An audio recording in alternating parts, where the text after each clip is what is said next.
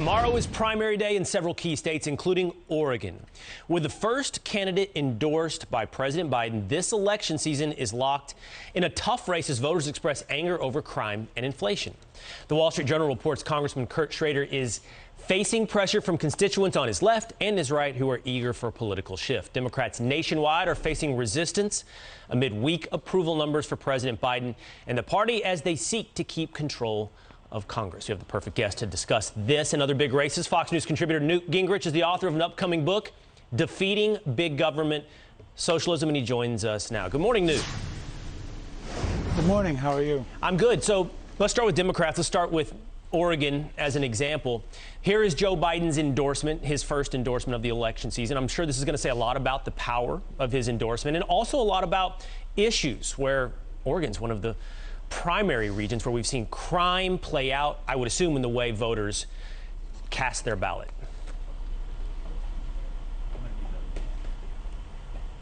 So, Newt, how do you see that playing out in Oregon? Yeah, okay, I apologize. I thought for a second there you were going to play a clip of Biden. Look, I think that the challenge in Oregon is that that Portland has been such a total disaster that people really have gotten tired of the level of crime. They've gotten tired of Antifa, of nightly riots, and as a result, the whole tone of the state has turned pretty sour for Democrats. And the challenge for them is, in this case, for example, you have a moderate Democrat who I suspect Biden endorsed early because they wanted this Democrat to survive. Instead, the real challenge to them now in the primaries coming from the left, from the very people who are being repudiated as being too radical. And if he loses the primary, I have a hunch the Republicans will pick up that seat. So all around the country, you're seeing this play out.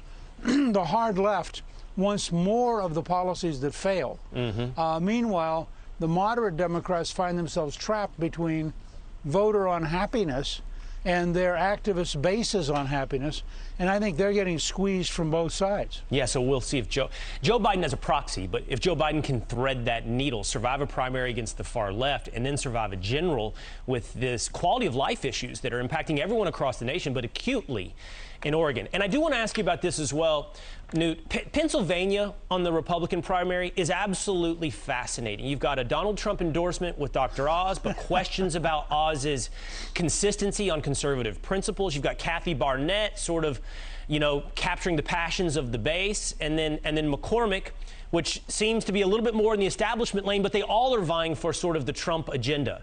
What do you make of Pennsylvania? Well, and they've all been beating each other up. I actually have a bias here because I just did a call for Carla Sands, who is the former ambassador to Denmark, who's also running. And she may end up emerging tomorrow night just because she'll be the least beaten up candidate. I mean, Barnett's now being beaten up by a super PAC that is saying that she's a never-Trumper. You've had Oz really beat up McCormick for his investments in China. Everyone has been beating up Oz for a variety of things. It's been a long time since we've seen a primary where all three of the top people have been so badly battered. And I think there's still 35 or 40% undecided in Pennsylvania who are going to have to go in tomorrow.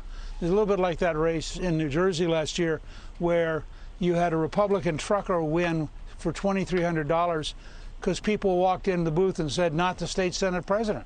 They didn't know who the new guy was. They just knew they didn't want the old guy. So, right.